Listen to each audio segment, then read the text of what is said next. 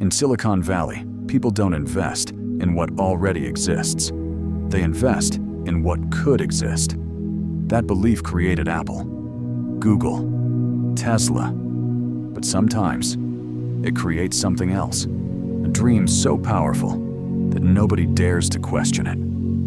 In less than 15 years, one startup convinced the world's smartest investors that it had reinvented medicine. Politicians praised it. Billionaires funded it. The media called its founder the next Steve Jobs. The company was valued at more than $9 billion. Then, almost overnight, everything collapsed. This is the story of Theranos.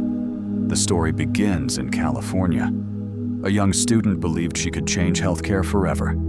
Traditional blood testing required multiple tubes of blood, expensive laboratory equipment, and days of waiting. She imagined something radically different. What if hundreds of medical tests could be performed using only a single drop of blood? Faster, cheaper, more accessible. If successful, millions of lives could be improved. It sounded impossible. But impossible ideas are exactly what Silicon Valley loves. At just 19 years old, she left university to build her company. Investors admired her confidence. She spoke with absolute certainty. She promised a revolution. Not in software, not in smartphones, but in medicine itself. The company was named Theranos. Few people had ever heard of it. But inside its laboratories, employees believed they were building the future. Funding arrived quickly. Millions became hundreds of millions. Scientists, engineers, designers, executives. Everyone wanted to be part of something historic. New laboratories were built. Offices expanded. More employees joined every month. The atmosphere was electric. Every investor wanted in before it was too late. The company's vision was simple: a tiny machine, a single drop of blood, hundreds of laboratory tests, minutes instead of days. If it worked, modern medicine would never be the same. Major investors believed the vision. Business leaders believed the vision. Politicians believed the vision. Even experienced scientists wanted to believe. Because if Theranos succeeded, it would become one of the greatest medical breakthroughs in history. As investment continued pouring in, the company's valuation exploded. $1 billion, $3 billion, $5 billion. Eventually, more than $9 billion. The founder became one of the richest self-made women in America. Newspapers celebrated her. Television invited her. Magazine covers praised her as a visionary. To the outside world, Theranos had already changed medicine. But inside the laboratories, reality looked very different. Behind the polished presentations, behind the magazine covers, behind the billion-dollar valuation, something wasn't right. Inside Theranos laboratories, engineers were facing a problem they couldn't solve. The technology simply wasn't delivering the results it promised. Blood testing is incredibly complex. Every sample contains thousands of biological variables. Even the smallest contamination, the tiniest measurement error, can completely change a patient's diagnosis.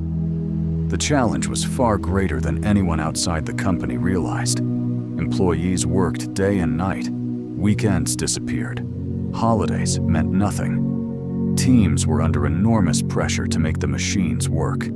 Every failed experiment was followed by another meeting, another deadline, another promise that success was just around the corner. But each month brought the same disappointing conclusion. The device could not perform hundreds of accurate blood tests. In many cases, it struggled to perform even a small number reliably.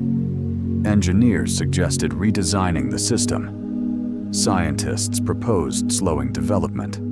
Others recommended delaying public demonstrations until the technology was ready. Those ideas were rarely welcomed. The pressure inside the company continued to grow.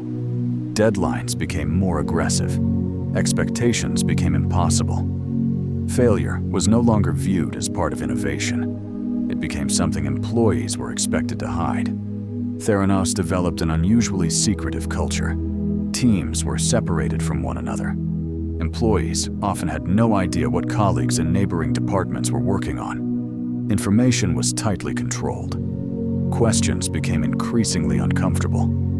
Security measures expanded throughout the headquarters. Keycard access restricted movement. Internal documents were closely monitored. Visitors were carefully supervised. Every conversation seemed confidential.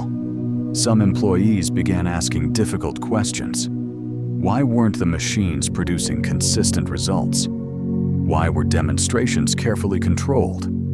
Why were independent scientists unable to verify the technology? Instead of receiving clear answers, many received reminders about confidentiality agreements. The company's message remained unchanged. Keep working. Keep believing. Success is close. Outside the company, none of these concerns were visible. Theranos continued expanding faster than ever. New investment rounds attracted even more wealthy backers. Influential business leaders joined the board. Former government officials publicly supported the company. Their reputations gave Theranos enormous credibility. This was only the beginning. Part 2 reveals how everything fell apart. Like this video and subscribe if you want the next chapter sooner.